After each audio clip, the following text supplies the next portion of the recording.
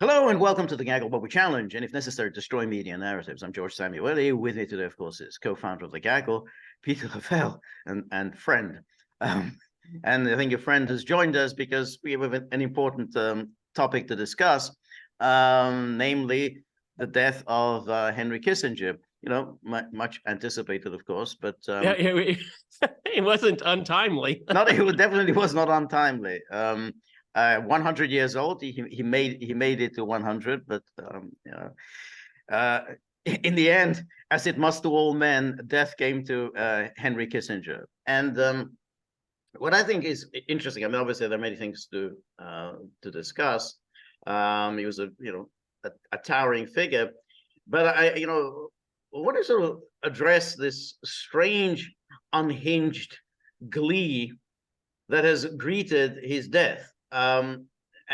It's a kind of weird because whatever negative things that he'd done in his life, and we'll come to that later on.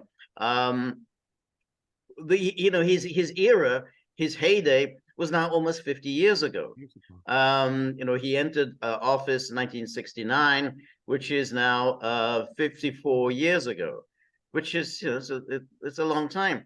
And it's very strange to be, maniacally obsessed with what happened 50 years ago when you don't pay equal attention to much more recent events, much worse, much more terrible events.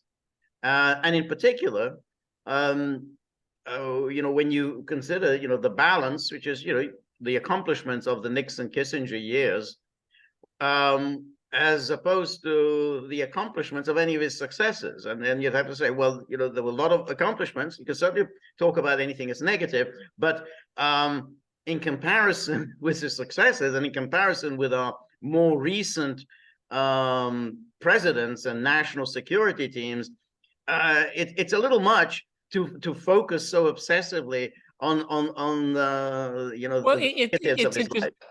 Interesting. I think most of the obituaries that are being written about him and all the commentary, most of these people were at the very most teenagers when he was in power. Yeah, okay. And so a lot of them don't have a sense of perspective. A lot of it is just moralization. I mean, we can moralize all you want. I mean, I don't know where it gets us. No. Okay, at all. The staying power, just who's done it? What I wanted to say, for better or worse, and we're going to talk about the better and the worse, but when Kissinger left, it was all downhill as far as the foreign policy elite. Exactly. And I mean it. And it just gets worse and worse. I mean, who would have thought that Madeleine Albright would be, considered an intellectual today, and she wasn't in her time. Ooh. No. But that's the thing that, and I want to now, to segue into talking about the New York Times obituary, and obviously a huge. They always hated him. Always hated him, and it's extremely negative. The tone of it is written by their longtime foreign policy writer David Sanger. I think Buddy's getting very upset by hearing the word Kissinger. Stop picking fights. Come on, let's go. Okay. I'm sorry. Okay. So, but for instance, I mean, the New York Times would not write in so negative a way about Madeleine Albright, and Madeleine Albright was an absolutely dreadful Secretary of State. But she was a woman, George. She was a woman, exactly, and not to mention Hillary Clinton. So, let's just take a look at this obituary in the New York Times, the paper of record, and see how they approach this. So here we have the Henry Kissinger is dead, blah blah, and then it says few diplomats have been both celebrated and reviled with such a passion as Mr. Kissinger. Considered the most powerful Secretary of State in post-World War II era, he was by turns hailed as an ultra-realist who reshaped diplomacy to reflect American interests and denounced as having abandoned American values. particularly in the arena of human rights, if he thought it served the nation's purposes. But here again, there's no long history of American values surrounding human rights. That's exactly. There's none. Come on. I mean, George and I will talk until we're blue in the face and then some. Not much human rights in American foreign policy. No, okay. But it's very, very interesting that when you look at the sort of liberal view, they present this and in this dichotomy. Oh, well, we got realism and then we got human rights, as if this is an ongoing realistic thing of, well, Americans are preoccupied with human rights. When was this? When did that happen? When did Americans preoccupy themselves with human rights? It was always the entire history of U.S. foreign policy is, hey, what do we get out of it? And there's nothing wrong with that. I mean, that's what states do. States pursue their own national interests. Their job isn't to find out whether so-and-so, some Igor, Yavinsky, is in prison unfairly or unfairly. That's, the human rights organizations that can pursue that, but that's not what governments are supposed to do. But they present this in this, I said, wow, this is a real dilemma. And Kissinger was, he didn't really care about human rights. Yeah, because he had other things to preoccupy himself with. Secretary of States before Henry Kissinger and Secretaries of State after Henry Kissinger had just as much interest in human rights, irrespective of the lip service that they pay. Okay. Right. And then, of course, when Jimmy Carter, was elected president, and then he said, well, now we're going to put human rights at the center of U.S. foreign policy. He turned out to be a fraud. It was something that was useful as a kind of a tool, badgering the Soviet Union with, but you weren't really going to use it against your own allies, because, well, you don't want to undermine those governments, but you want to use human rights to attack the Soviet Union. Well, of course, the Russians didn't take to it very kindly and said, we're just not going to talk about these things with you. That's just interference in domestic affairs. And so it was a total waste of time and a huge failure of the human rights agenda of Jimmy Carter. There's not much good you can say about Jimmy Carter's foreign policy. Okay? No, that's right. And then Mr. Kissinger's secret negotiations with what was then still called Red China led to Nixon's famous foreign policy accomplishments. He drew the Soviet Union into a dialogue that became known as détente, leading to the first major nuclear arms control treaties between the two nations. With his shuttle diplomacy, he edged Moscow out of its standing as a major power in the Middle East. Notice how that's somehow a good thing. That's an accomplishment. You edge Moscow out. We've seen how successful that policy was. If the Soviet Union had continued to exist, we wouldn't be seeing the massacre in Gaza. Exactly. Okay. I mean, that's the point. I mean, if you had a balance of forces in the Middle East who could then push both sides towards an attainable settlement. This is something that is attainable. These are all small states, limited power. They can be pushed to agree to something. And then over the years of meetings in Paris, he negotiated peace accords that ended the American involvement in Vietnam, an achievement for which he shared the Nobel Peace Prize. And from 1973 on, the Nobel Peace Prize has meant nothing. Has meant nothing. And again, a lot of people make fun of that. But at the same time, the Nobel Peace Prize wasn't supposed to be given just to Mahatma Gandhi types. It was given to people who had done something for peace. Now, Kissinger and Le Docteau negotiated an end to a war that people thought was not possible. So they deserved the Nobel Peace Prize, irrespective of what they did before or afterwards. I mean, for what else should you give the Nobel Peace Prize? There shouldn't be one, George. So. No, I agree. I mean, I still think he deserved it more than the EU. Whenever was it 2012 when the EU got the Nobel Peace Prize? Barack Obama? That's the worst. He didn't do anything. I mean, it's not even, it's like, well, I don't think he deserved it. I mean, he didn't do anything. I mean, he got it because he wasn't George W. Bush. Okay. That's it. Exactly. That's a nice, easy prize. Yeah. What did he do with the money? Do you know, did he keep the money or did he give it away? I can't remember. No, I know Kissinger gave his money away to the POW families. But Obama, what did Obama do with I'm sure he pocketed it. I'm sure he pocketed it as well. I mean, Barack Obama was only a public relations exercise. And still is. Right. Yeah, I agree. Yeah, and we'll come to Obama in this obituary. Oh, I'm sure he has pearls of wisdom. Keep going. Exactly. Really insightful, brilliant mind. He called it peace with honor. Actually, it was Nixon's phrase, peace with honor. But the war proved far from over, and critics argued that he could have made the same deal years earlier, saving thousands of lives. Well, that may or may not be true. We don't know. I mean, there's no point in saying, coulda, woulda, shoulda. I mean, we don't know whether that could have been achieved in 1969. And it wasn't Nixon's war. It was Nixon to wind it down. Okay. And and plus, he called it peace with honor. Already. They're shoving Nixon out of the picture. Right. Okay? Throughout. Yeah. Nixon is given no credit here whatsoever. And that is an abomination. Okay. And it's ahistorical. Exactly. That's exactly it. They always say that he somehow pursued foreign policy. No, he didn't. It was Nixon who articulated the foreign policy vision. He asked Kissinger to implement it. And you can see it, in the transcripts of their conversations. It's always Nixon who's telling Kissinger what he wants done. Exactly. And saying, yes, Mr. President. Yes, Mr. He President. implemented it. If you look at the tapes and you look at the memoirs, I mean, the brains was Richard Milhous Nixon. Okay, I'll give credit to Kissinger for being a tactician. I'll give him that. No problem. Okay, but don't compromise and don't bastardize history. Exactly. I mean, yeah, he was a clever guy. He understood what Nixon wanted. And then he implemented. But the idea that he came in with these ideas and that Nixon, whoa, you're so brilliant. Why don't you go and carry out this foreign policy? It was never that. We're always given the impression that Kissinger came in with a yellow notepad with a pencil. No, it was Richard Nixon with the yellow notepad. Okay, exactly. He's the guy that was writing it. That's right, exactly, and that's exactly it. And you're absolutely right about the war.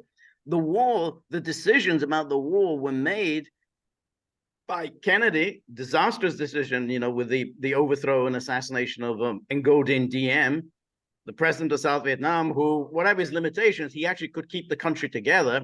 Once he was overthrown, and which Americans organized that, the country collapsed, which meant that Lyndon Johnson, who came in 3 weeks later, because Kennedy was assassinated 3 weeks exactly to the day that Diem was assassinated. So Johnson was facing, a situation where either the country collapses and America has suffered a humiliating defeat, or America moves in a big way to prop up South Vietnam. So it was, that was that disastrous decision of Kennedy's to organize the coup against Diem, and then of course Johnson made the disastrous decision to escalate the American involvement in 1965, when suddenly the Americans were doing the fighting. American troops were now fighting, and not just simply acting as advisors, but doing the actual fighting. These were decisions. These were taken years before Nixon and Kissinger took over. And then within 2 years, North Vietnam had overrun the American-backed South. It was a humiliating end to a conflict that from the beginning, Mr. Kissinger had doubted the United States could ever win. Again, notice how they're presenting it as if somehow this conflict was started by Nixon and Kissinger. I mean, they inherited a war. And they tried to extricate America from it, which they successfully accomplished. They came in 4 years later, it was done. 4 years is not a long time for great powers to, extricate themselves from a war. Well, maybe this is out of context, but the end of the war in Indochina from American involvement, Kissinger fully knew that was going to happen, but he had other things on his mind, George. Okay, he had other things on his mind. When we look at the negotiations are going on in Paris, and they basically gave a fait accompli to the South Vietnamese government, they looked at the text and they're like, we're not in it, are we? And Kissinger was adamant. He said, no, this is the best you're going to get. That's right. That's it. Yeah, exactly. Yeah. That's the best you're going to get. And of course he knew it was going to collapse. Nixon knew it was going to collapse, but they had other things to do, which I'm sure we're going to talk about. Right. That's right. But that's what you said is very important, because Nixon and Kissinger didn't pretend, nothing about South Vietnam without South Vietnam. They said, yeah, without South Vietnam, we're going to make this decision. And if you don't like it, we're just going to cut you off just like that. So this, if you want us to continue to support you, you better, sign on to this agreement, because otherwise that's it. We're done. And on top of it, Nixon and Kissinger as his underling, they saw the escalation of the Johnson administration, and it gave negative returns. Yeah. So you got to cut your losses here, okay? And they did the right thing. People, it ended, okay? You can make an argument, and it's hypothetical, if they had done it. Well, fine. Why don't we open up a bottle of wine and talk about counterfactual history, George? Exactly. It's just a nonsense exercise. Yeah, exactly. Who knows what could have been done in January '69? We don't know. But the fact is that to get this done in 4 years, that's done. America stayed for 20 years in Afghanistan. 20 years you were there, and then it was a humiliating defeat. Okay, everybody, we make no secret of it. We're Nixon fanboys. Okay, he ran on ending the war. He did it. Yeah, exactly. So then he says, to his detractors, the communist victory was the inevitable conclusion of a cynical policy that had been intended to create some space between the American withdrawal from Vietnam and whatever came next. Again, this is such a, putting things such back to front, that, well, this was at the end of a policy of trying to extricate the United States without an overt humiliation of the United States. I mean, couldn't you begin to send among his admirers, the communists? I mean, I think they're interchangeable here. That's why it's like you said, it's front to back. Okay. Right. That's right. Exactly. And it says, indeed, in the margins of his notes for a secret trip in China in 1971, Mr. Kissinger scribbled, "We want a decent interval," suggesting he simply sought to postpone the fall of Saigon. Well, again, we don't know what would have happened. I mean, after all, the idea, what was in the Paris Agreement, was that there should be a step-by-step process of demonization. An agreement. I mean, basically, the Paris Accords essentially assigned that there were two governments in South Vietnam. There was the government in Saigon and the government of the PRG, the Viet Cong, and that these two sides should, by a step-by-step process, come to a coalition government. Well, that never happened. But at the same time, I mean, you can say, well, we provided for it. It would be up to them now to come to some sort of a reconciliation. But just to make it always very cynical, we want a decent interval. Well, what else are you going to do? I mean, all you can do is say, well, here are the two parties. We're going to leave them to it. They're going to have to work something out among themselves, and that had nothing to do with North Vietnam. That was, that was just simply the Viet Cong in the south and the Saigon government. But by the time the interval was over, Americans had given up on the Vietnam project, no longer convinced that the United States' strategic interests were linked to that country's fate. Well, that's one way of putting it. But I don't think it was framed that way at the time. Yeah, I mean, basically, Congress said, we're not giving you a penny. Yeah. Not one penny. And then, I mean, essentially, I mean, the way the strategic interest. No, we're not getting anything out of it. Actually, we're getting negative returns. Okay. Right. Exactly. And so when the North invaded in 1975, I mean, Gerald Ford, who'd only been in, he really had no legitimacy at all. He hadn't run on the ticket. He'd only been in office now for a few months. Gerald Ford said, I want to appropriate some funds for South Vietnam. Exactly, that's what Congress said. Now, Ford, had he been a more self-confident and a decisive leader, he could still have used American forces to bomb the North Vietnamese forces. He could easily have done that and not sought congressional approval. But he was so terrified. He thought that, well, if I do that, I'm going to be impeached, which he might have been. But he didn't do it. So Ford didn't do it. He said, oh, well, it's a little like Biden saying, well, can you send some more money to the South? Nope. A little bit. Nope. Anything? Nope. Okay. Well, I tried.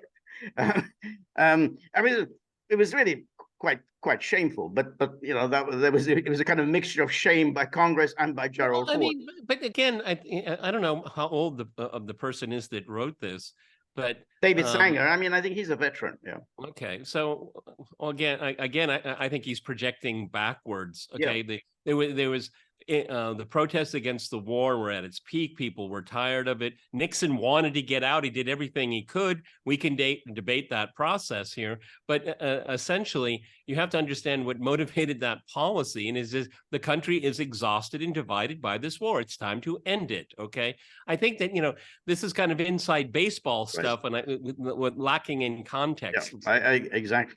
And again, it was, why did the country get so exasperated? Well, Johnson escalated the war. He used conscripts.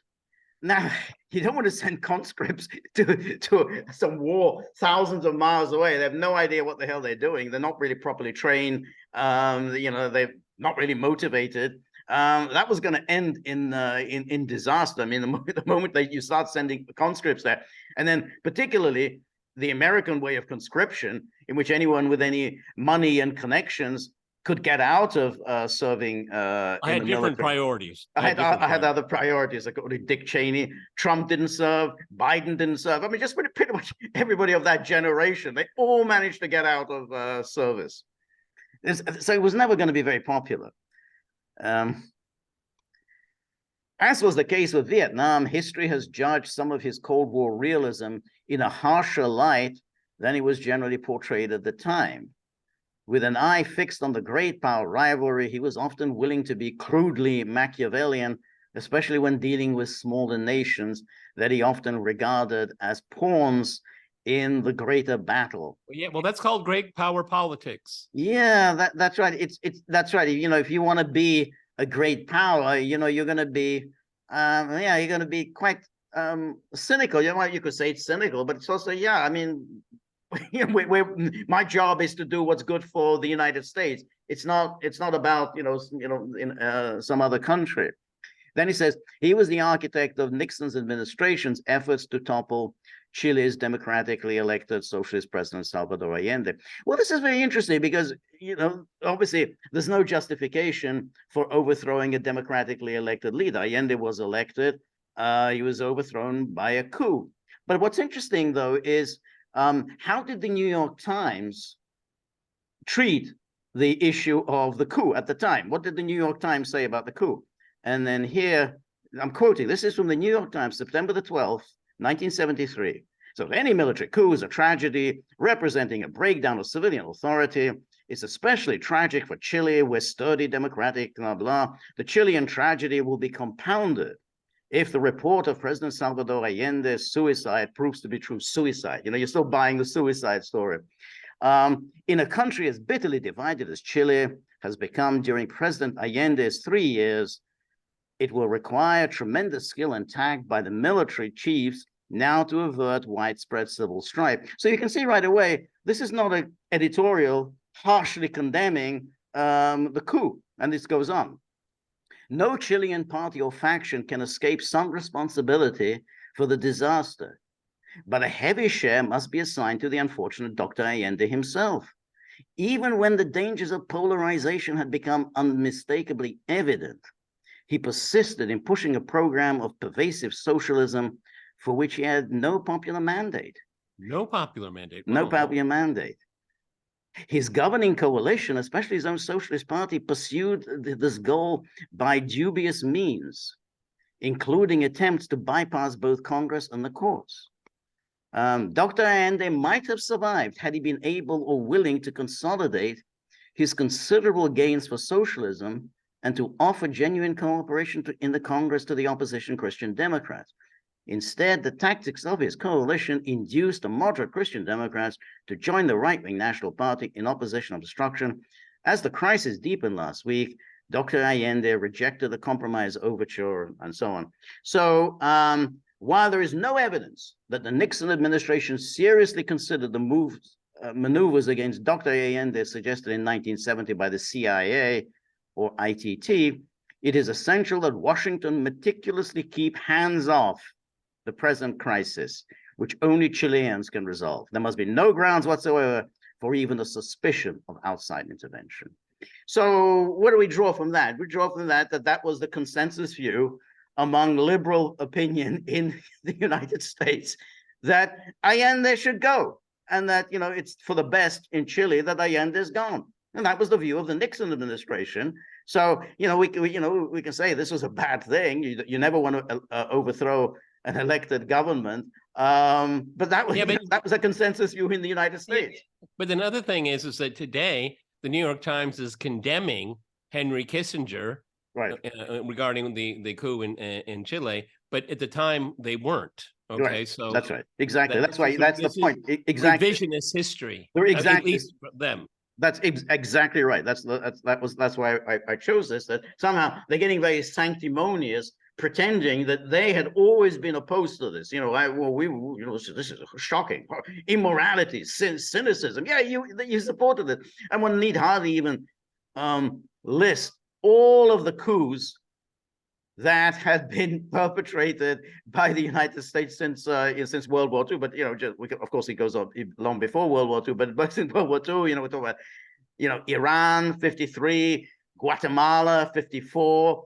Then we know about the assassination of Trujillo in the Dominican Republic under Kennedy, the invasion of the Dominican Republic under Johnson, the coup in Brazil in '66. I mean, we can just go on. The attempts to assassinate Castro. I mean, you pick on this one issue as if something, taking it out of context and say, well, this has been a part of, you know, United States policy for a very, very long time. Well, and it was the norm in '73 when Nixon and Kissinger did this. Henry Kissinger didn't have to be Secretary of State for this to happen. No, exactly. Okay. Yeah. That's right. But so this is really shocking, and they go on a great length about this as if somehow this is an aberration. What happened? But they refuse to do is to condemn a policy. They're condemning a man. Yes, that's right. That's right. And then one has to also say, well, what about coups? More recent coups. Let's not, you know, talk about, you know, '73. Now again, 50 years ago. How about the coup in Kiev 10 years ago? And that has had huge consequences, because this is already now ancient history. I mean, you know, there were a lot of bad things happened, but, you know, now Chile has been a democracy for many, many years. So that's gone. That whole situation is gone. We're living with the consequences of what happened in Ukraine. And then he has been accused of breaking international law by authorizing the secret carpet bombing of Cambodia in 1969-70, an undeclared war on an ostensibly neutral nation. Whoa. Well, Henry Kissinger didn't authorize that. Okay. Exactly. I mean, what kind of nincompoop is writing this? You're absolutely right. Exactly. Yeah. Absolutely right. Authorize. I mean, how can you author? He was secretary of, no, he wasn't even, he was national security advisor at that moment. How can a national security advisor authorize the bombing of anything? He might be able to authorize office supplies. Okay? Yeah, exactly. I mean, you know, an national security advisor simply, you know, he's there to present, you know, the views of the agencies to the president. That's his job. I mean, you know, in other words, to provide in succinct form what everybody in the government is saying. Yes, he can't authorize the bombing. Jake Sullivan is authorizing the carpet bombing of Gaza as we speak. Exactly, he's authorizing it. Yeah. But again, you know, the idea of sort of bringing up international law. I mean, what international law? When? I mean, how was what the United States was doing in Vietnam in any way in accordance with international law? It wasn't. Well, there would be people like Chomsky at the time that would bring that up, but the concept of international law wasn't really part of the discourse. It never really is part of American foreign policy discourse. It's only used as a cudgel against your political enemies. Exactly. You just, you know, it's like, you know, I got my cudgel, pull it out of your desk and put it back, okay, because it's not necessary now. So again, this is very strange contextualization, because in 1969, 1970, people weren't saying, but this is against international law. But that wasn't part of the discourse. No, of course not. I mean, you're absolutely right. I mean, people might bring that up, you know, as a nice rhetorical point, but nobody took it seriously, because they say, well, when has anyone done anything that's in accordance with international law? And so, you know, the idea that this is somehow a serious point. And then, of course, what, you know, and you say, but it's cultural. Yeah, you want to condemn Russia, suddenly, whoa, international law. What about all the things that you do? I mean, you know, I mean, if we're going to talk about the 1960s, was the Bay of Pigs? I mean, was that in accordance with international law? I mean, and then we talk about more recent times. You know, the invasion of Iraq, was that in accordance with international law? I mean, why bring this up? Oh, this is not international law, as if everything else is in accordance with international law. It's completely out of context. Right. It's decontextualizing history instead of trying to contextualize it. That's exactly right. His objective was to root out the pro-communist Viet Cong forces that were operating from bases across the border in Cambodia, but the bombing was indiscriminate, as is bombing almost always indiscriminate. You know, we're targeting. If we did a series of videos on the discriminate bombing, it would be a very short series. Very discriminate. And then when Pakistan's US-backed military war was waging a genocidal war in East Pakistan, now Bangladesh, in 1971, he and Nixon not only ignored pleas from the American consulate in East Pakistan to stop the massacre, but they approved weapons shipments to Pakistan. At least 300,000 people were killed in East Pakistan. 10 million refugees were driven into India.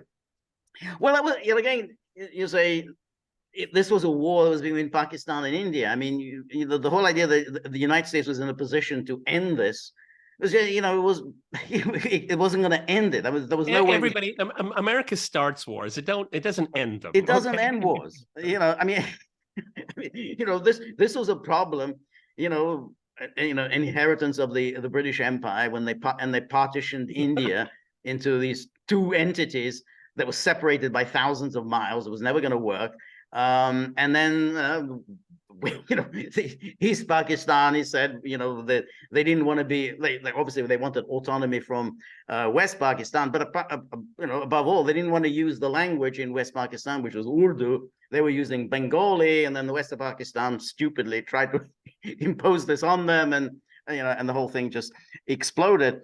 But again, what has this got to do with Nixon and Kissinger? I mean, it's like this is a fight between Bengalis, and the rest. But go on. What was Nixon and Kissinger supposed to do? Exactly.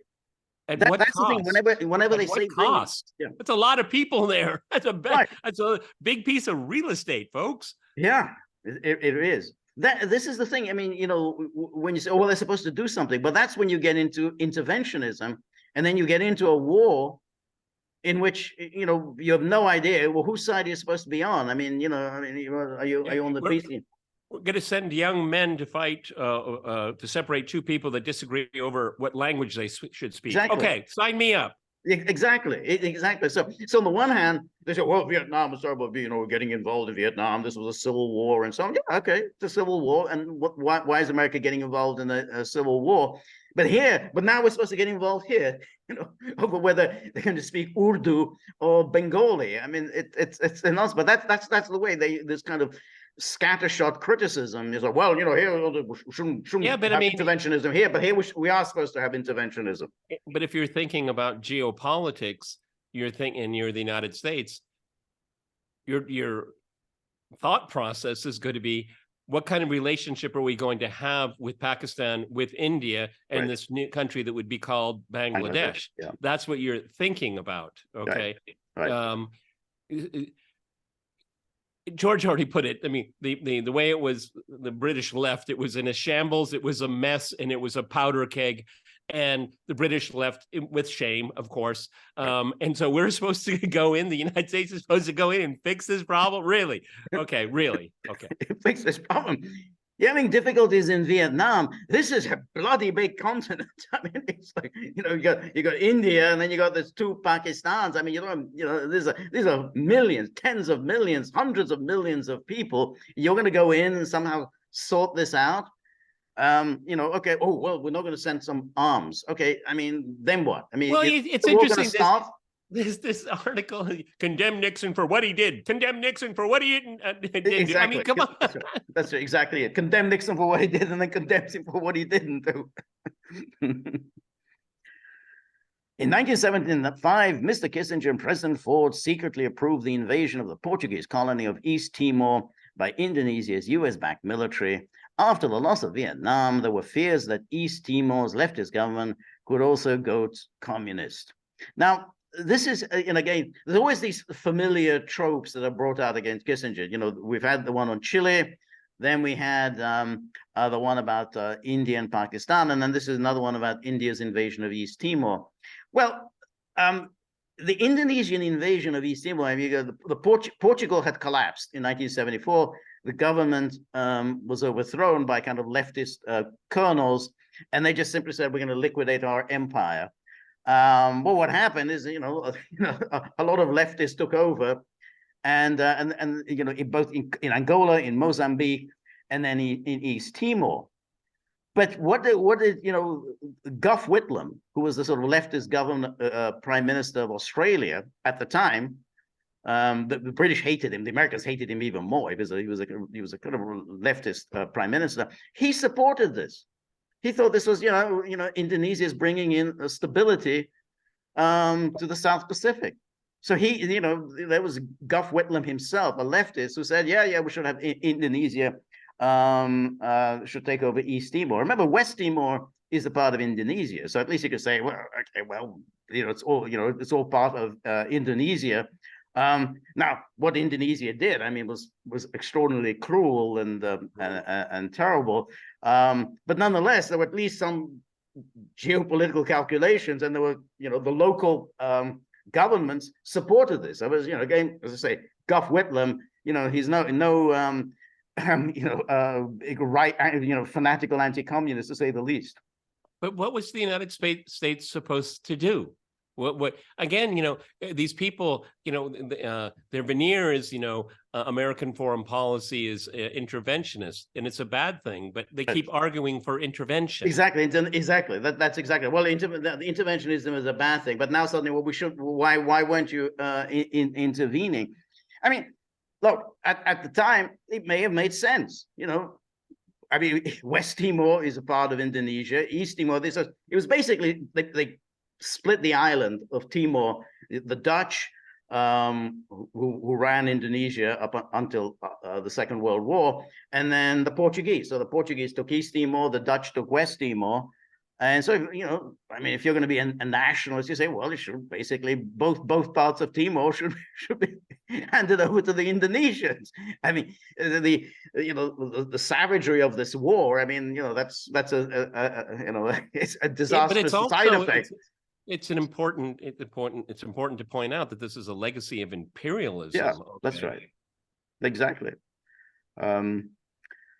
After the loss of Vietnam, but Mr. Kissinger dismissed critics of these moves by saying that they did not face the world of bad choices he did, but his efforts to snuff out criticism with sarcastic one-liners only inflamed it. The illegal will do immediately. He quipped more than once. The unconstitutional takes a little longer. It's actually quite amusing. I mean, but the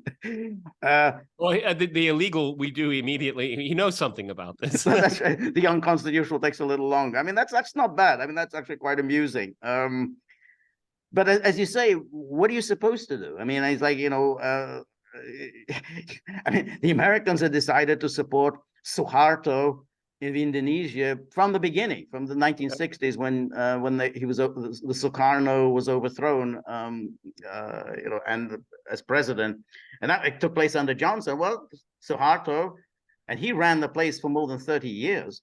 He was a U.S. ally in the Cold War. Again, it wasn't decided by Kissinger. This was a long-standing policy to treat Suharto as somehow a good guy because he's an anti-communist.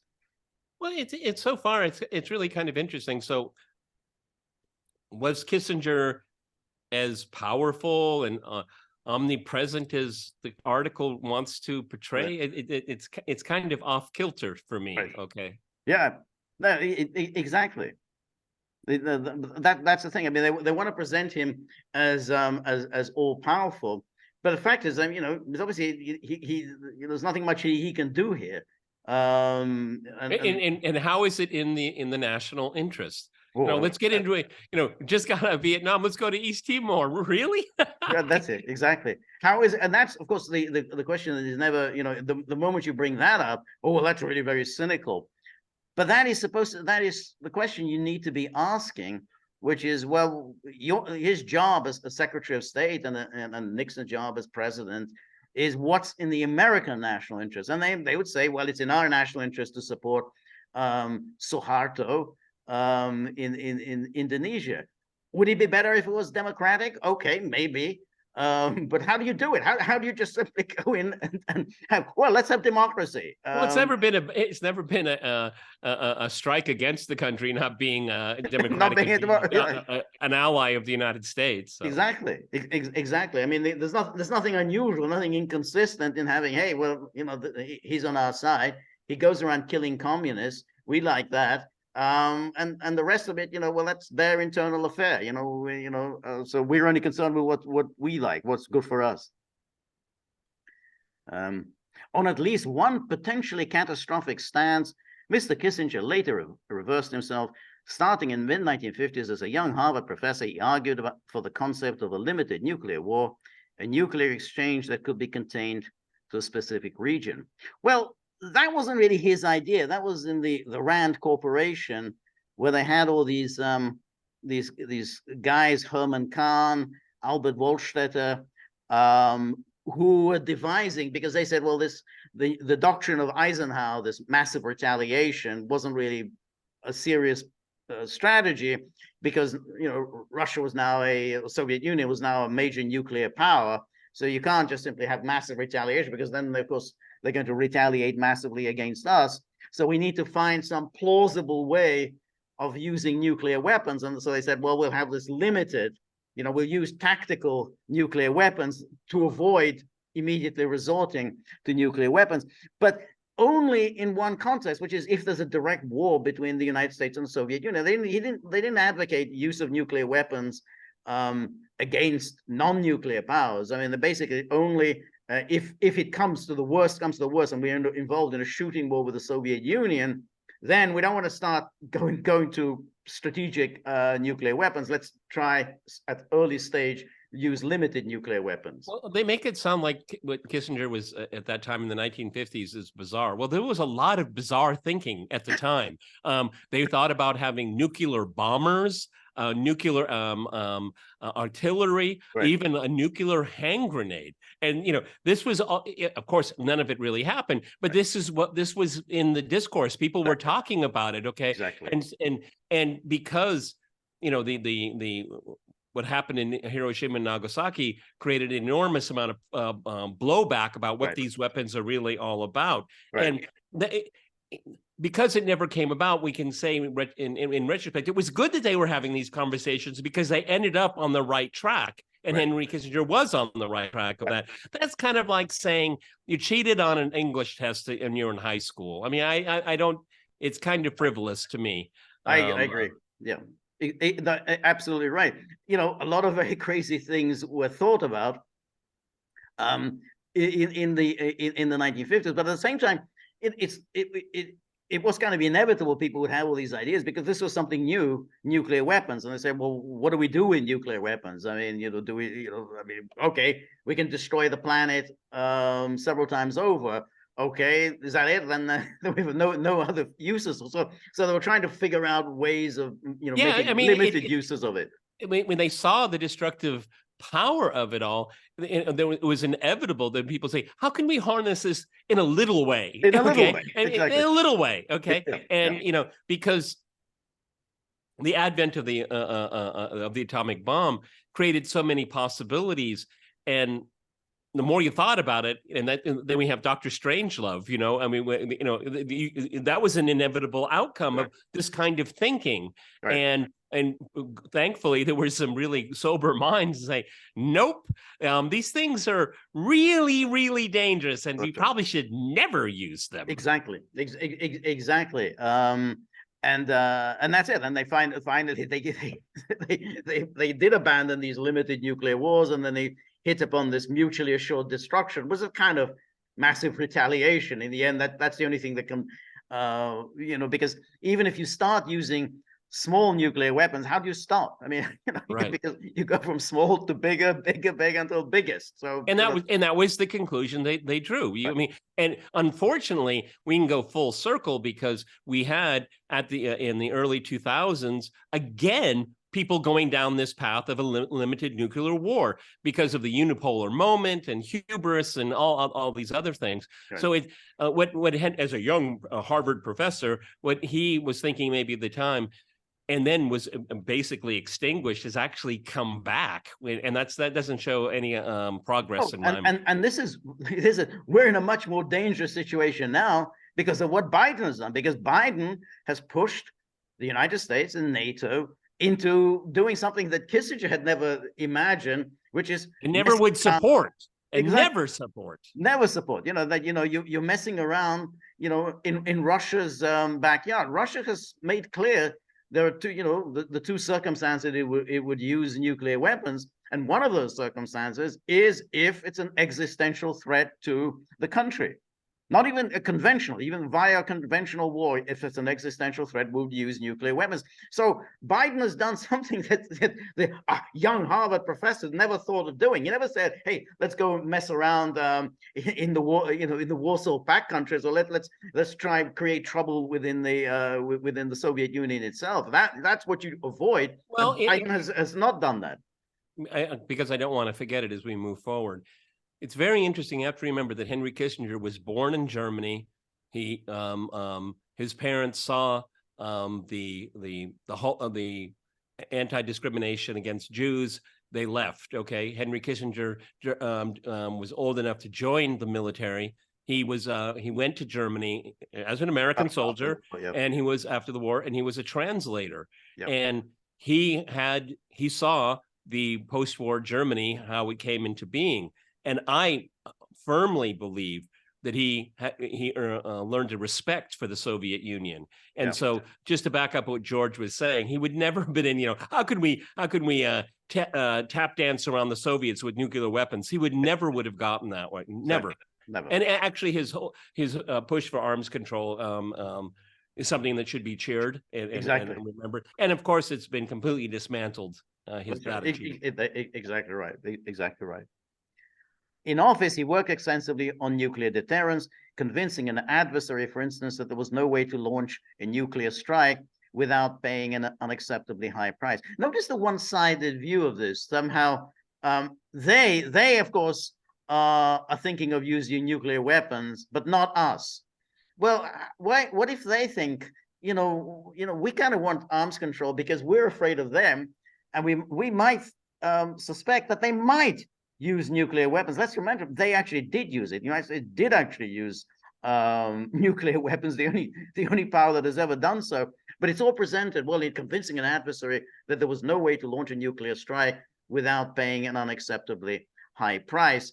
Okay, that goes two ways, and that's the whole. So you don't have to say as if somehow you're deterring someone else. Yeah, it's known as creating stability. That both sides feel assured that neither one is going to attack the other. Well, and then we had the anti-missile defense treaty, which was very interesting. 1972, exactly. Right, but the U.S. walked away from it in 2002. 2002, exactly. Yeah, and what did the Russians do? They built an anti-missile defense system. Okay. Right. Yeah, that's right. Yeah. But he later conceded it might be impossible to prevent a limited nuclear war from escalating. Yeah, well. And then President Barack Obama, who was 8 years old when Mr. Kissinger first took office, was less enamored of him. Oh, I'm sure Mr. Obama noted towards the end of his presidency that he had spent much of his tenure trying to repair the world that Mr. Kissinger left. What? Libya? Repair? So again, he comes into office in 2008, which is now more than 30 years after Kissinger left office, and he's trying to repair the world Kissinger left, a world that has changed dramatically since the time that Kissinger was there. I mean, the Cold War had come to an end, the Soviet Union was no more, the Warsaw Pact was on. He says, I'm trying to repair the world Kissinger left. He saw It's so interesting, George. We see this all the time. So again, this is genuflecting to official power centers. Right. Barack Obama obviously is one. Why he's brought into this article is just absolutely absurd. Right. Okay, but look at what he said. I guess it's not a quote. Okay, but and at the end of it, he spent. Well, I'm sure they're paraphrasing what he said. He probably said, I spent most of my tenure trying. And it's whatever it is, George, it's always about Obama. It's how it's about him. Every story is about Barack Hussein Obama. That's right. That's right. And exactly. I think I'm sure that came from a quote. They didn't use a quote. But I'm sure they didn't invent this out of whole cloth. He said that, I spent much of my tenure. Okay, that's right. Yeah, the arrogance of this guy. Exactly. And I mean, one has to then look at Obama. I mean, you mentioned Libya, which and remember all the things that we said here, about these things, these failings that have been attributed to Kissinger. We had East Timor and Chile. India and Pakistan, all of that was done in the context of the Cold War. I mean, we can argue about which policy was right and which policy was wrong, but at least it was in a particular context, of competing against the Soviet Union. Obama launched this war against Libya in no context. There was no reason for him to do that. Gaddafi had been a perfectly competent leader. He hadn't done, he'd been in power for many years. He launched that war. Then he got involved in Syria, overthrow Bashar al-Assad. Again, reasonably competent leader. And then, of course, the granddaddy of them all, he got involved in Ukraine, organizing a coup in Ukraine. That's a pretty sorry record. So, Mr. Kissinger's failures, you're going to talk about failures? We're still living with Obama's the consequences of Obama. Look at where Libya is, where's Syria, Ukraine. I mean, this is all on Obama. It says, we dropped more ordnance on Cambodia and Laos than on Europe in World War II, Mr. Obama said in an interview with The Atlantic in 2016. You remember those? He was doing all these exit interviews. That was a real tongue bath interview with that awful guy Jeffrey Goldberg. And yet ultimately Nixon withdrew, Kissinger went to Paris, and all we left behind was chaos, slaughter, and authoritarian governments that finally over time have emerged from that hell. Well, at least they emerged. Libya hasn't. Yes. And the craven intervention into Syria is ongoing. Okay. Ongoing. So Barack Obama has nothing of interest to say about anything. No, okay. Nothing. Sorry. No, and when you read this, you think, it's really a kind of an American tragedy that a man so completely unqualified for that position reached that position. I mean, he did it simply because nobody wanted the alternatives. The alternative was so terrible: Hillary Clinton or John McCain. So he got the job. I mean, he never had any business being president. If the word serendipity has any meaning, right. It's here. Yes, exactly. Kissinger warned against underestimating Vladimir Putin, the Russian leader. Making reference to Hitler's autobiographical manifesto, he said, in order to understand Putin, one has to read Dostoevsky, not Mein Kampf. He believes Russia was cheated and that we keep taking advantage of it. Like the way they say, making reference to Hitler's autobiographical manifesto, what it says it in a negative way. He said, don't don't make references to Mein Kampf. That's not the way to understand Putin. Mr. Kissinger took some satisfaction in the fact that Russia was a lesser threat. After all, he had concluded the first strategic arms agreement. He had concluded. It's just like earlier, he authorized bombing. So how did he conclude? I mean, we all remember the footage in Moscow. I seem to remember it was Nixon and Brezhnev was signing that the SALT agreement. It's a famous photograph. And also the context, everyone, when this was all going on, Watergate was going on. Right. Okay? That's right. Yeah. So, and steered the United States towards accepting the Helsinki Accords. He steered the United States. I mean, This was negotiated for several years. And again, it was the Helsinki Final Act was signed by President Ford along with everyone else. It was a huge deal in Helsinki. The 1975 Compact on European Security that obtained some rights of expression for Soviet bloc dissidents.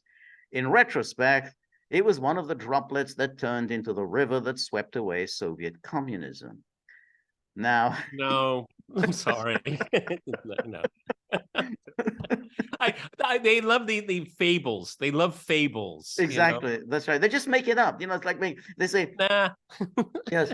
I mean, we've talked a lot about the Helsinki Final Act, the most important part of which was the mutual recognition of one another's security concerns.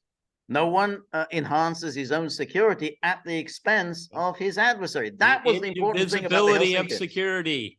The indivisibility and the mutual recognition of borders.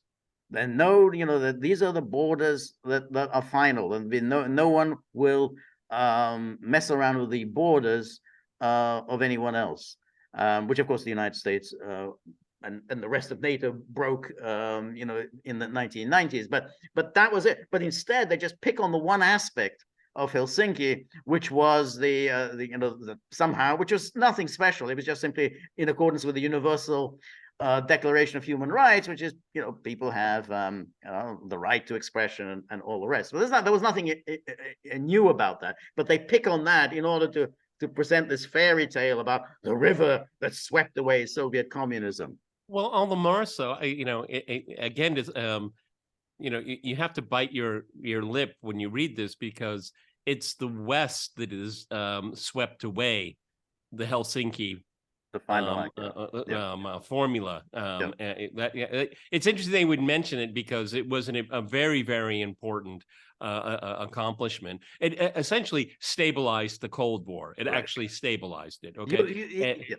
Yeah, go on. But, no, that's right, and that's why when you look at, you know, the point that the New York Times completely misses is that that era was an era of accomplishment. I mean, not only did we have these strategic arms agreements, SALT, then they had the ABM Treaty, then we had Helsinki.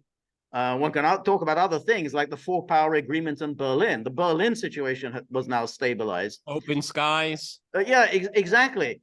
And you know, one can make fun of all these meetings between Nixon and Brezhnev, but everyone in the world was breathing a sigh of relief. You know, thank God the leaders of the U.S. and the USSR were having a good time, you know, partying together, and so he said, great. There's you know, war. I mean, if you think back of what the world was, let's say 15 years earlier, during the Berlin crisis of the late 50s, you know, the Cuban Missile Crisis, and suddenly the world was looking much better and much more stable. And Nixon did that, everyone. Nixon did that. Richard M. Nixon did that. Right. Exactly. And not Kissinger. Kissinger, somehow this is his little baby, the Helsinki Final Act. Well, they just can't the New York Times cannot bring themselves to admit that Nixon's presidency overall was one of the most successful modern presidencies. Exactly. Absolutely. Mr. Kissinger's greatest failures came in his seeming indifference to the democratic struggles of smaller nations. Oddly, a man driven from his country as a boy by the rise of the Nazis seemed unperturbed by human rights abuses by governments in Africa, Latin America, Indonesia, and elsewhere. And again, as we said before, and who was perturbed? Which president was perturbed by these things? I mean, Truman. We're really going to talk about, you know, Truman. Was perturbed? Eisenhower. I mean, it's like, you know, why just pick on Kissinger? And when it's the record of the United States. Well, again, I mean, interventionism, non-interventionism. If there is something going on in Africa, why is it incumbent upon the United States to go in and sort it out? Yes, okay, exactly. I mean, at low cost. Okay, if there is an opportunity, maybe hold a conference. You know, bring everybody together. Yeah, I get that. That's fine. I get that. Okay. What bothers me is the craven choice of American interventionism. That's right. Okay. That's what bothers me. Well, that's right. And really, you know, where you're unperturbed by human rights abuses. Well, what's the plan here? The United States should just go in and occupy a country? That's known as colonialism. We're not kind of supposed to. And again, if you look at all of the various UN Security Council resolution, UN General Assembly resolution, they're all very clear. No interference in domestic affairs of UN member states. That's it. They're all saying it. They're not saying, oh, well, only if it's their democracies. No interference in the internal affairs. So when you talk, all is unperturbed by human rights abuses, well, that's what it means. No interference in the internal affairs of other states, whether it's in Africa or whatever. And these were states, these were African, you know, Asian states who were signing on to these UN General Assembly resolutions. And anyway, why is it the United States has to clean up the mess of the European colonial powers? That's right. That's right. Exactly. Oh, the next one's a real doozy. You didn't read the last one. Okay. All right. Nixon's Oval Office showed Mr. Kissinger was more concerned with keeping allies in the anti-communist camp with how they treated their own people. Duh, yeah. Is it supposed to be profound? What? Yeah. That's what, yeah, that's kind of what presidents were thinking. If this was an exam, you failed, dude. Okay. By the time he and Nixon took office, he argued it was too late to just leave. Well, this is apropos of Vietnam. If you come into government and fight 550,000 of your troops involved in the battle, how do you end that? He asked. He and Nixon needed a way out, he said. That did not discredit the 50,000 dead or the people who had relied on America's word. Well, again, I mean, yeah, there were 550,000 troops in Vietnam, South Vietnam, but when he came into power, I mean, the idea that you could just simply say, well, okay, that's it, we're out of here. And it's just like you snap your fingers. Who has ever done that? What president of any country would just says, okay, well, we're gone, we can pull up. Even de Gaulle, people cite the case of de Gaulle, that took him 5 years. He didn't just say overnight, oh, we're leaving Algeria. I mean, he was, you know, 1958 he came in. 1962 it was when France finally withdrew from Algeria. That took him 4 years to pull off. It's not something you can just do overnight and say, okay, well, we're done, we lost the war and we're out of here. Well, they had an interagency consensus in those days too, George. Okay. That's right. The Vindman, the Vindman man didn't invent it. Okay. Mr. Kissinger's pursuit of two goals that was seen as at odds with each other, winding down the war and maintaining American prestige, led him down roads that made him a hypocrite to some and a war criminal to others.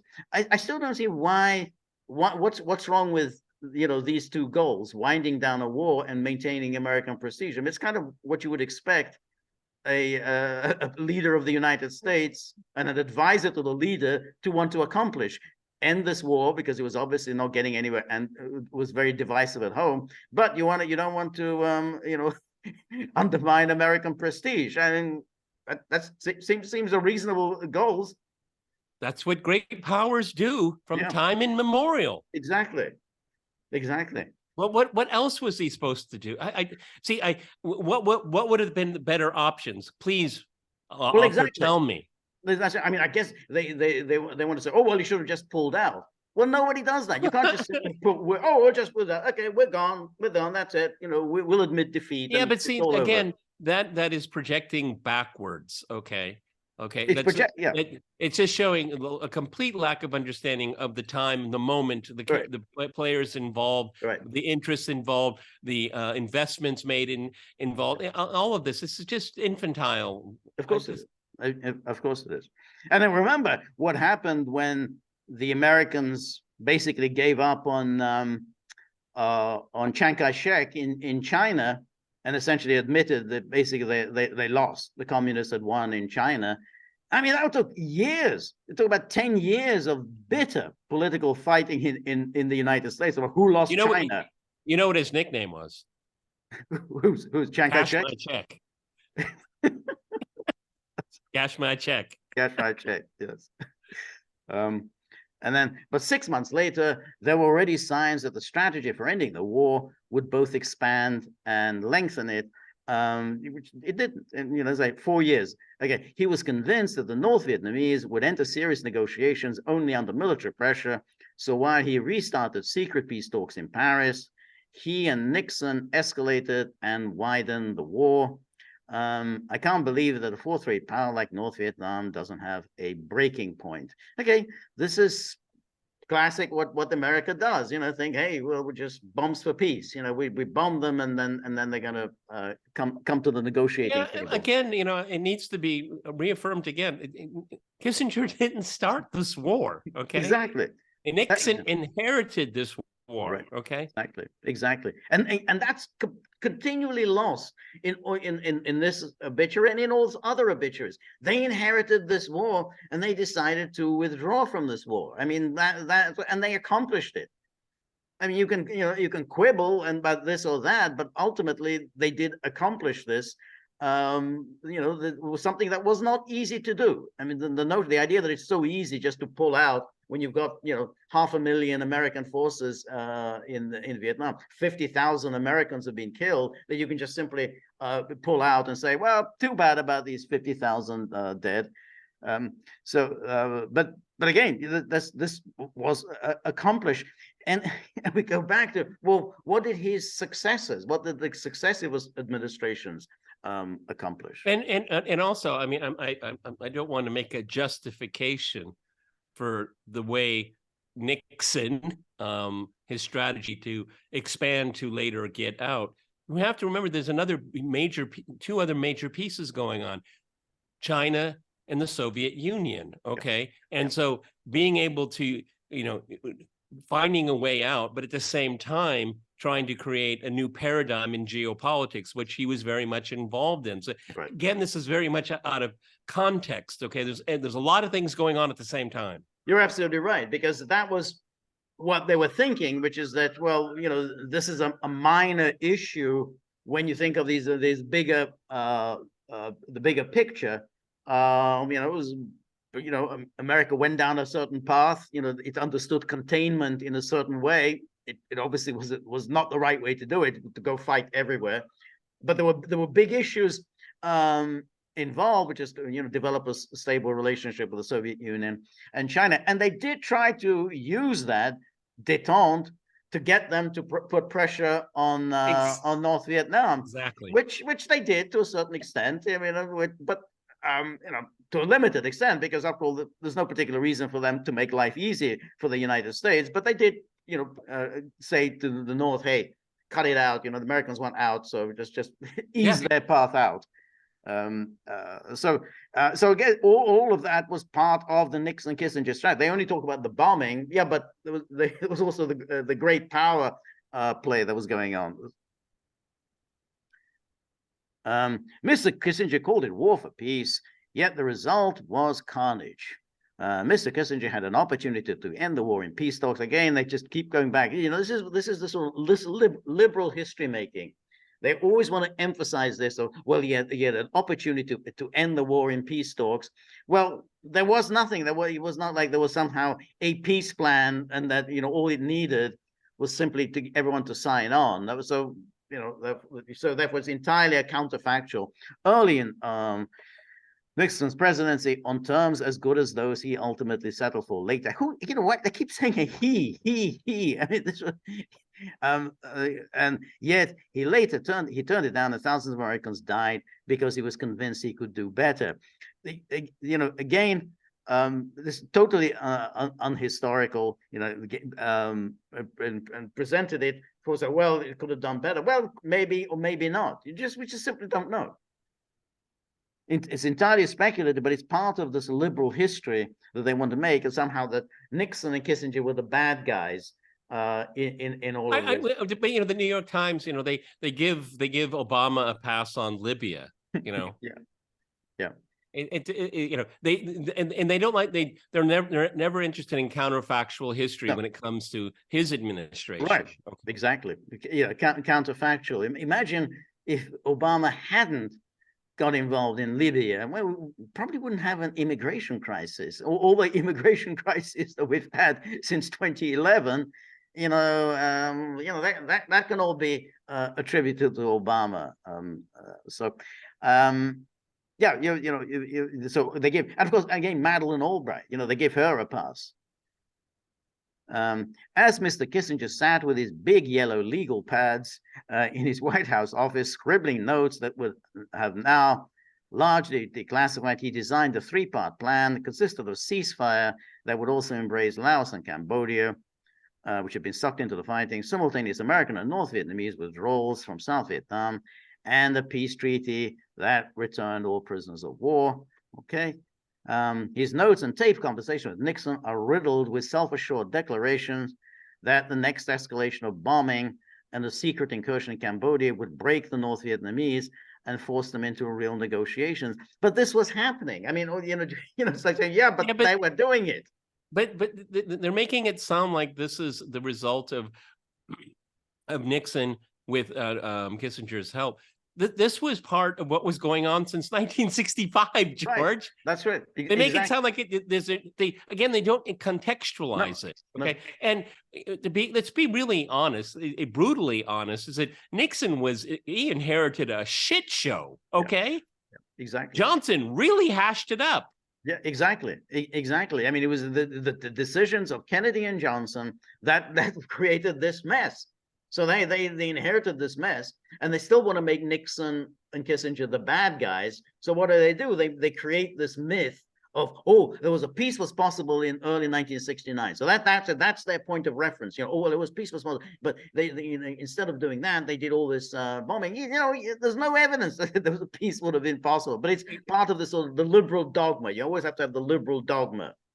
The entire tenure of McNamara at the Defense Department, read his own personal accounts, his interviews. This was a cycle that had started that was incredibly difficult to reverse, okay, as George has been saying here. Yes. So again, Nixon and Kissinger were dealt a very, very weak hand, okay? Yep. And they did the best they could with it. And, right. And at the end of the day, George, I remember when the war came to an end, and it was a good thing. Yes, exactly. And again, it was a mission that was accomplished. And remember, Nixon didn't have to do that in 72, 73. His election was already assured. So you think about November 1972, which is when they made the big breakthroughs at the Paris peace talks. Nixon was already on his way to a crushing landslide. So he could have said, that, hey, well, you know what, let's just keep the war going for a little longer. He didn't do it. He said, hey, this is the opportunity. We can get out. And he did it in a very brutal way with his ally to the South Vietnamese. They said, yeah, you got to take this deal, because you're not going to get anything better, I can assure you. But again, the New York Times wouldn't put that in, but just because that would somehow, spoil the picture of Nixon and Kissinger. So his notes and tape conversation with Nixon are riddled with self-assurance. Yeah, that's right. And then it was the bombing campaign in Cambodia that outraged Mr. Kissinger's critics and fueled books, documentaries, and symposiums exploring whether the United States had violated international law by expanding the conflict into a country that was not a party to the war. Well, it was of course it was a violation of international law. Why? There's no debate. Sorry. There's no debate, and of course, and even that said earlier. Well, of course, it was a party to the war because the Viet Cong were they made it. Yeah. Exactly. It was we know about the Ho Chi Minh Trail, and that's how they were infiltrating forces into South Vietnam. Again, we can take what you can argue about the Vietnam War. You take whatever position you want, but it was already basically violated. I mean, there was the North Vietnamese were sending their forces in via Cambodia. The Vietnamese violated international law as exactly. Well. That's right. Exactly. Everybody was violating international law. So I mean, this Cambodia was not a party to the conflict. Well, yeah, it was an international law. Whoa.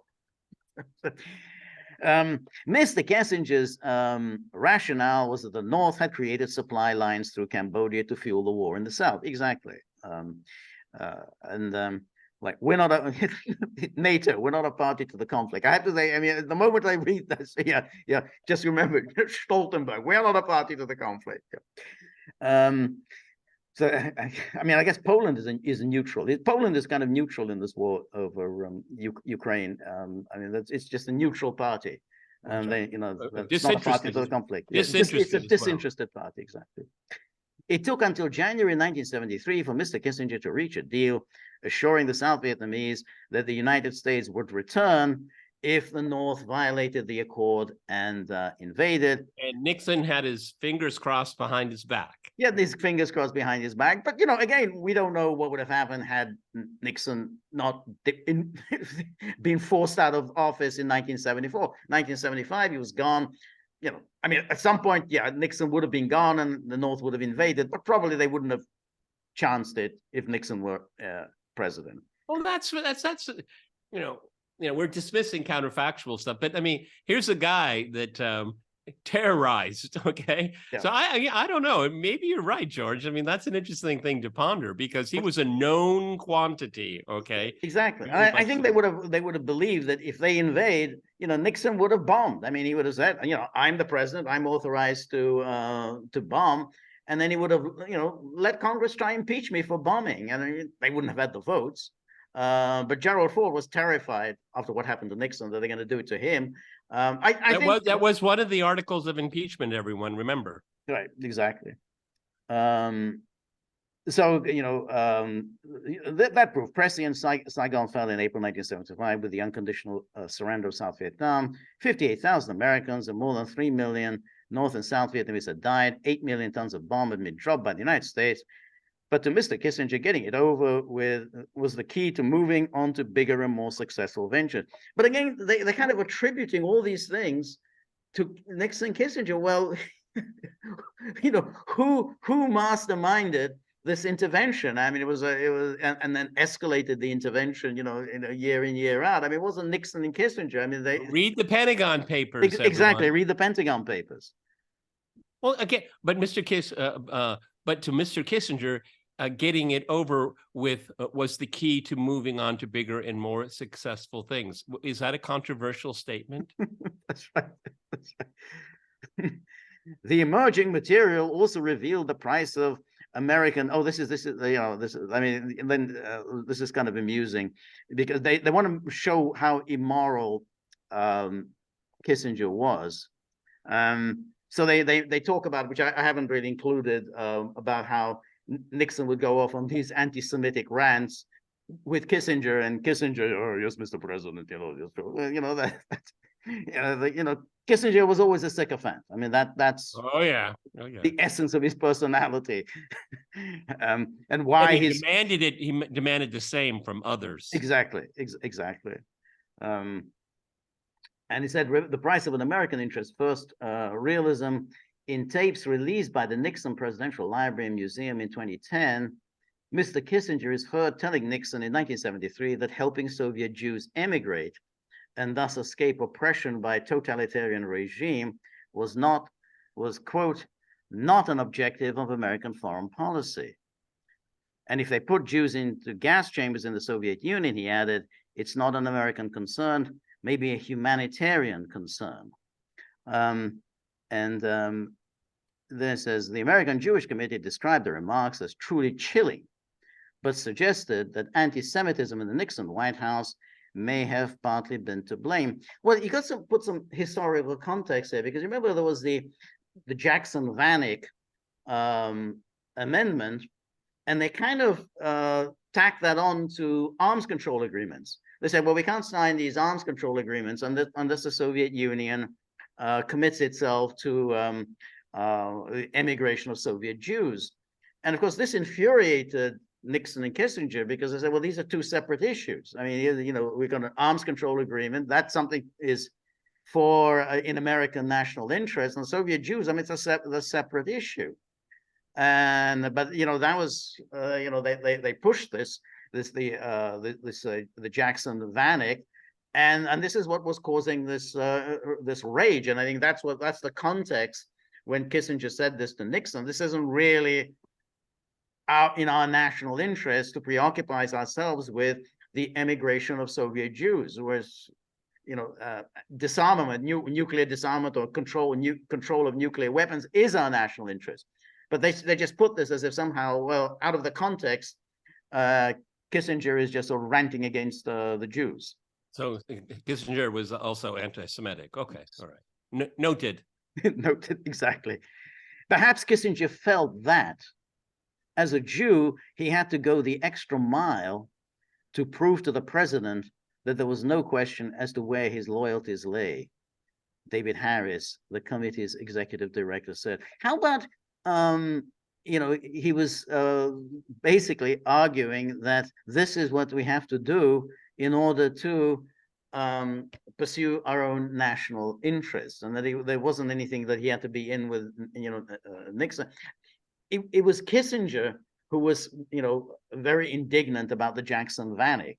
At this time, Nixon obviously was shared that view, but this had nothing to do with Nixon's general frustration with the Jews. I mean, that's a separate issue. But this was specifically about the arms control agreements.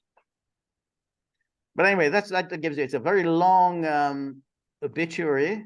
If anyone wants to wade through it, they're welcome to do so. But that kind of gives you a sense of how, official liberal America wants to present the Nixon years and to contrast it favorably with their own record. And of course, their own record is lamentable.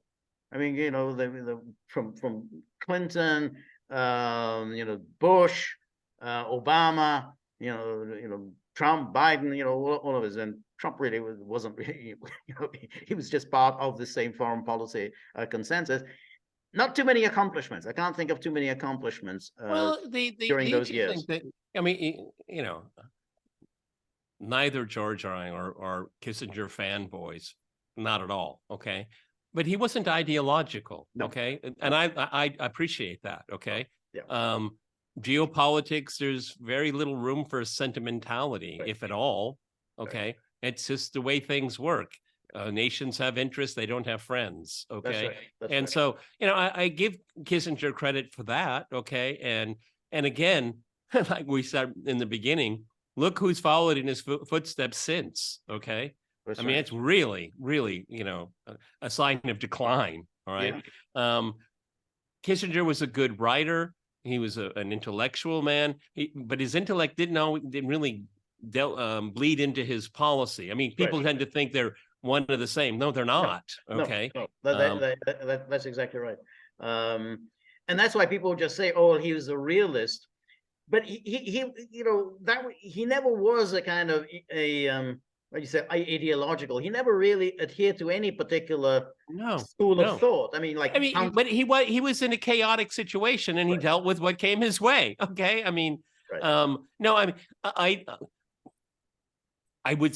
He's a realist as juxtaposed to, all right. But Henry Kissinger, the realist. No, I wouldn't say it that way. No, okay. Exactly. But people always say you always have to come up with some cliche. Oh, he was a realist, but he was never like Hans Morgenthau or Walter Lippmann or George Kennan. You could say, yeah, they were realists. They actually articulated a foreign policy doctrine that was realist. Kissinger never did that. When he was a Secretary of State, and what are you supposed to do? You're supposed to take the world as it is. He didn't go around lecturing people because it just doesn't get you anywhere. If you go to the you went around and crushed people. Yeah, if you were to go to Brezhnev and start lecturing him about democracy, it just won't get you very far. Chou Enlai, Mao, who was still around then. It won't get you anywhere. So that he did. That Blinken and Sullivan have done this, and without great success. And then, and if the measure of how bad Blinken and Sullivan are is that, well, imagine if they'd been around in 1969 and 73. I don't think they would have accomplished very much. I think they would have made a total hash of pretty much all of it. The exit from Vietnam, the strategic arms limitations talks, and all the other attendant agreements, like the Berlin, the Four Powers Agreement on Berlin, all of these things, they would have made a hash of all of them. And why? And how do we know that? Because they don't have any record of accomplishments. What has America negotiated in the recent past? Because well, this is a major agreement that the United States has negotiated. Before we wrap it up, I mean, I'm sure in the obituary it talks about his shuttle diplomacy and all of that, and that's all nice and fine. A black mark in my book against Kissinger is that, we had the '67 war and we had America very much strongly on the Israeli side. Now, having said that, the Soviets supported the Arabs, so there was a kind of a symmetry right there.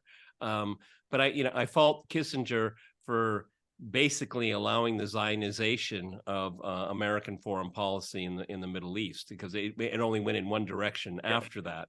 I mean, Johnson, he didn't want to upset American Jews, okay, but he wasn't particularly interested in Israel at all, okay.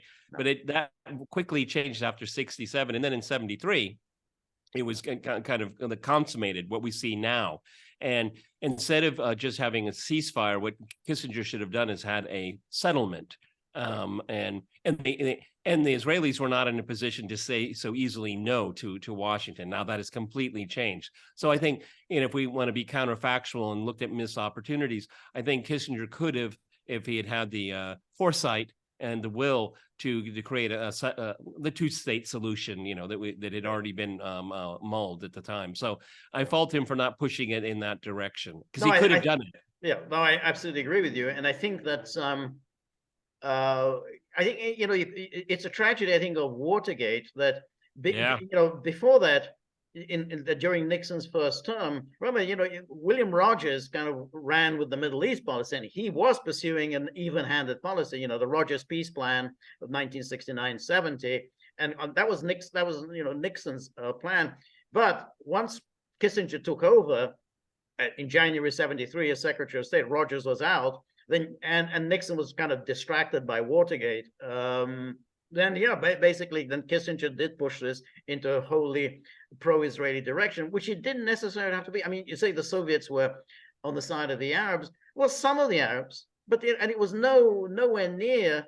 It wasn't in any way comparable to America's position in the Middle East. I mean, Soviets had been close to Nasser, but Nasser was gone by '73.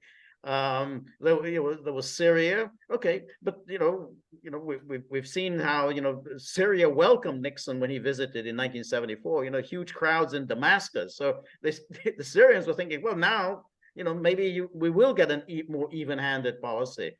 It didn't happen, and you're absolutely right. I think that's the tragedy of Watergate, that Kissinger was able to take this over and push it into very much in this one-dimensional road. Sadat decided he was out and therefore no longer applying any pressure to Israel. Kissinger was delighted. Oh, wonderful, great. Now we've got Egypt in our corner. So why bother doing anything? Why bother putting any pressure on Israel? That's it. And one last thing that's really interesting is that we take it kind of for granted, the national security advisor, but it was Kissinger that actually kind of elevated that in our attention, a level of importance. Before that, you had national security advisors, but they were never in parallel with the State Department. And now, depending on the president can, basically it's either the National Security Council advisor or it's Secretary of State. Okay. Right. And more often since then, it was the National Security Advisor. You would have these Secretary of States that are completely useless, absolutely useless in their job. And in many ways, maybe that was by design, because foreign policy is going to be kept in the White House. Right. Well, it's very interesting because, of course, you had secretaries of state who decided that they were going to just run foreign policy. So we got Al Haig. So Al Haig said, well, I'm taking everything over. I'm going to run foreign policy. But he forgot that, well, you're working for the president. The president runs foreign policy. So when, for instance, he was involved in the planning of the Israeli invasion of Lebanon in '82. That came as a bit of a surprise to Reagan, and not a pleasant surprise either. Hey, now we're on the hook for this Israeli invasion of Lebanon. And Haig, didn't even bother to inform anyone about these plans. So, you really don't want to have these kinds of figures decide, well, I'm going to just take over. I think Haig, he'd been Kissinger's number 2, and I think he fancied himself as being another Kissinger, but he didn't quite realize you got to get authorization from the president. You don't just want to start running foreign policy by yourself.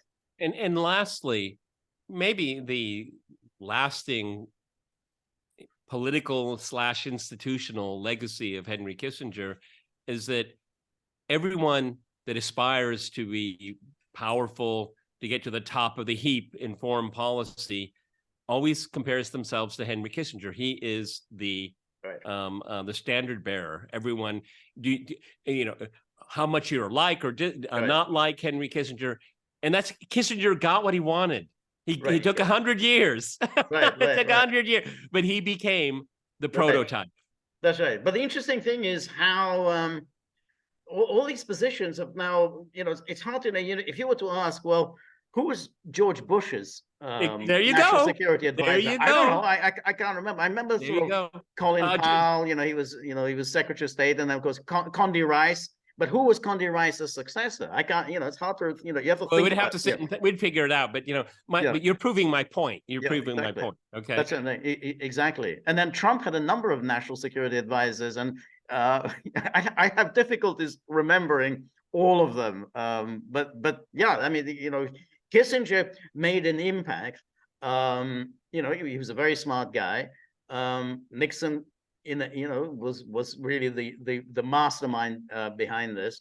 Now Brzezinski, he's always compared with Brzezinski because kind of he and Brzezinski were really two peas in a pod. One of them worked for David Rockefeller, the other worked for Nelson Rockefeller. They were kind of within this kind of establishment. And but Brzezinski was always a much more ideological figure than Kissinger. Kissinger was very pragmatic, but Brzezinski, I think he was ideological. So really, they're actually very different figures. He wasn't anti-Soviet. He was anti-Russian. He was anti-Russian. We know that. We know yes, that. Okay. Yes, exactly. Yes. But it was you had 2 national security advisors, both of whom spoke with a very thick Central European accent. Yeah, but Kissinger's brother spoke English perfectly. Exactly. Yes. Exactly. I've always thought it was for show. Oh yeah, exactly.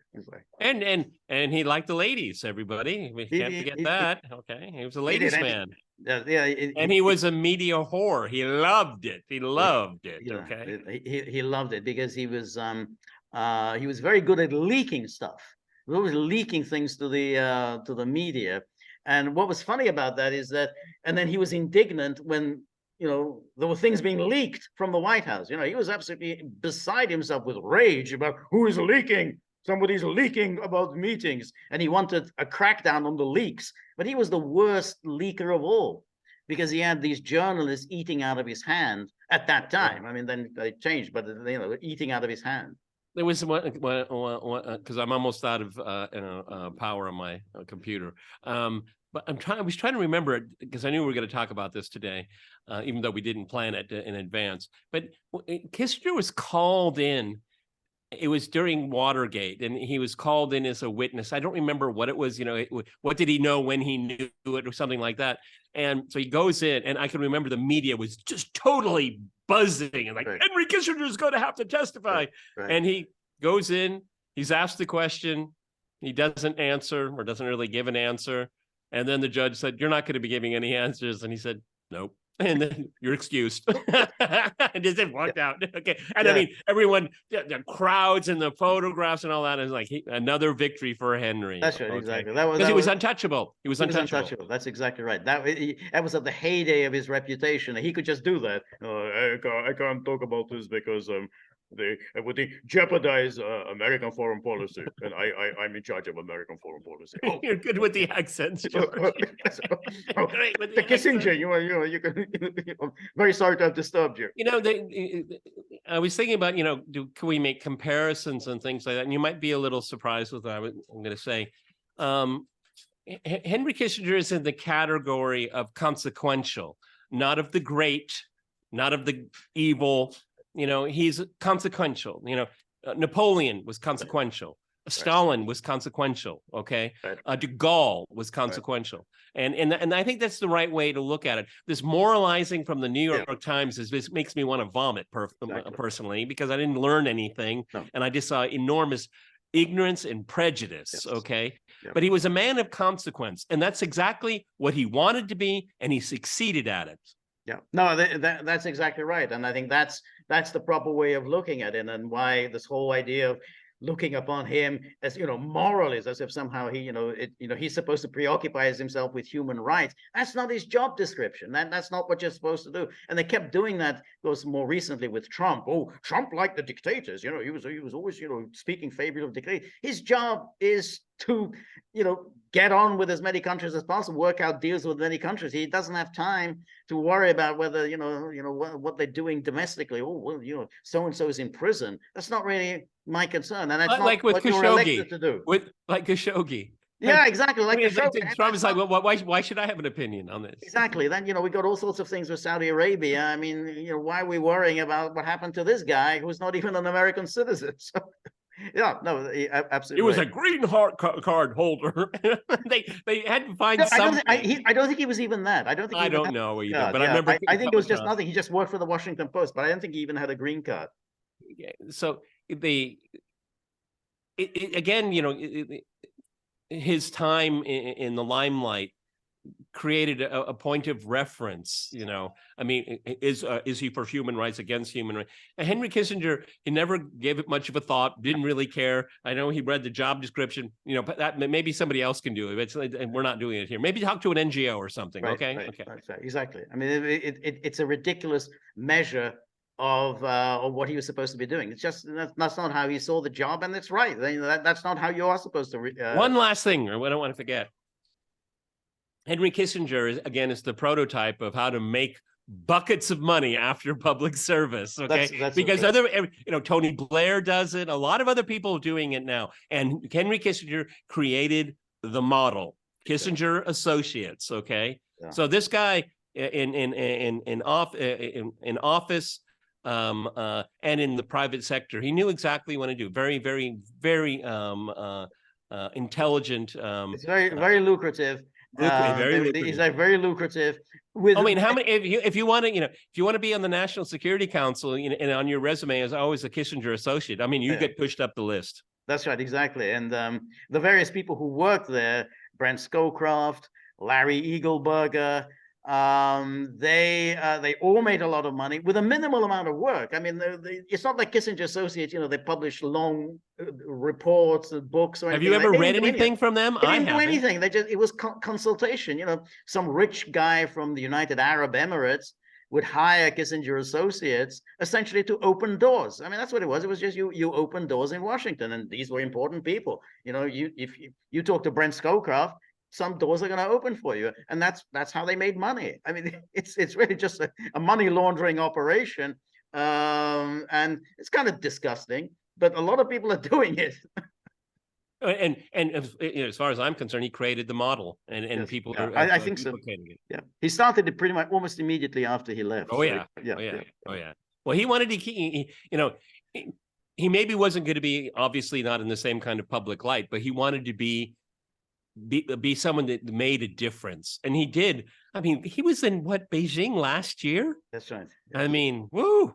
That is impressive. Up until the age of 100, he was still able to be actively involved. I mean, that's Joe Biden should learn something about that's right. How Kissinger pulled it off. All right, everybody. I knew we were going to do this. George and I were kind of dreading it because it's kind of obligatory. But one thing George and I keep going back to is that if you want to look at foreign policy successes and failures from 1969 to 1974, talk about Richard Nixon. Yeah. All right. That's right. That's it. Exactly. All right. This is the Gaggle with Peter and George. We're on Locals. I know, boys. We're gonna go out. So we're so go to the gaggle.locals.com. This is Friday. I have no advice for you. Maybe Netflix. I don't know. Okay. A miniature golf inside. I don't know. It's a long wait. But if you can make it, if you can get to next Tuesday, then 3 p.m. Eastern time, please join me, come with comments, criticisms, suggestions, opinions. Then we'll have a good time. But before you do that, before you head out to the door, think about little buddy, because little buddy said, yeah, but you know, I don't want to talk about Kissinger, to be honest. I mean, it's just not my thing. You know, But sorry, Buddy's very aspirational. He wants to have buddy associates. Exactly. You know, yeah, exactly. I need to be making a lot more money, and you know, I don't see why Kissinger should be making all this money. So, Buddy's got a point. You know, he needs to put some money into that tip jar. So be very grateful if you can do it. We're very happy about all of your contributions. The more you're able to donate, the more of these videos we can make, the more we can improve the technology. And above all, we can get this whole buddy associates out of his mind, because this is dangerous path. So remember, if you like the gaggle, please like, share, and subscribe. See you soon. Bye.